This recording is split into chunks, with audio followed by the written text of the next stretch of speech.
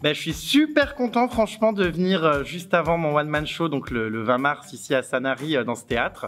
Vraiment c'est un magnifique théâtre, beaucoup d'émotions d'être assis ici sur les sièges.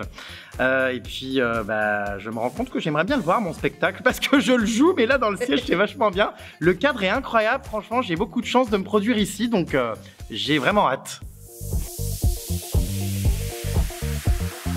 Alors enfin sur scène, ouais, enfin il était temps parce que c'est vrai que depuis tout petit, je faisais payer mes spectacles dans le garage de ma grand-mère et c'est-à-dire que c'était mauvais. J'avais 6 ans quoi, mais déjà j'avais cette envie d'amuser la galerie, puis je me suis toujours dit qu'un jour je sortirais du grenier de ma grand-mère et que je ferais enfin quelque chose voilà, avec un vrai public sur scène.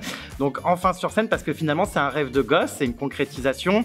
Je me suis relevé de beaucoup de choses ces dernières années, j'ai eu beaucoup de polémiques, beaucoup d'accusations assez horribles. Voilà, j'ai été victime de la cancel culture comme on appelle ça, et vraiment c'est une renaissance pour moi cette tournée. Elle s'est arrêtée avec le Covid et ça a été compliqué pour tout le monde dans le milieu du spectacle.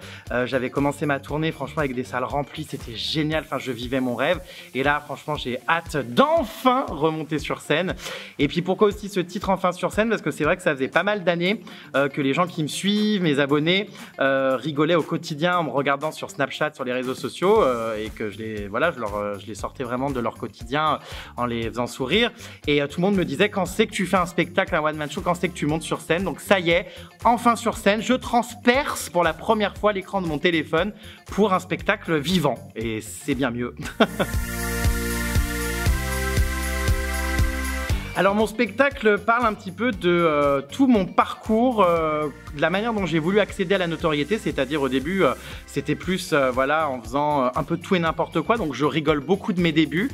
C'est tout le cheminement en fait de la manière dont je me suis fait connaître, la réaction de mes parents, c'est aussi l'envers du décor de tout ce que j'ai vécu ces dernières années.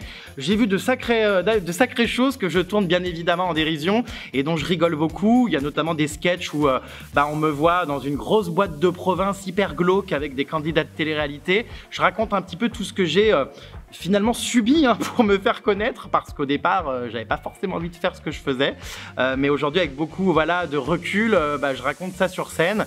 Et puis c'est aussi un spectacle, donc on rigole beaucoup, un spectacle aussi qui dénonce un peu, mais un spectacle aussi émouvant, puisque on a plusieurs sketchs aussi sur l'envers du décor de la notoriété, la solitude.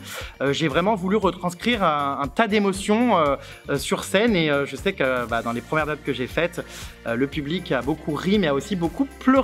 Donc voilà, préparez quand même des mouchoirs pour pleurer de rire ou d'émotion. Rendez-vous donc le 20 mars 2022, ça fait bizarre mais on sera en 2022, ici donc au théâtre Galy à Sanary.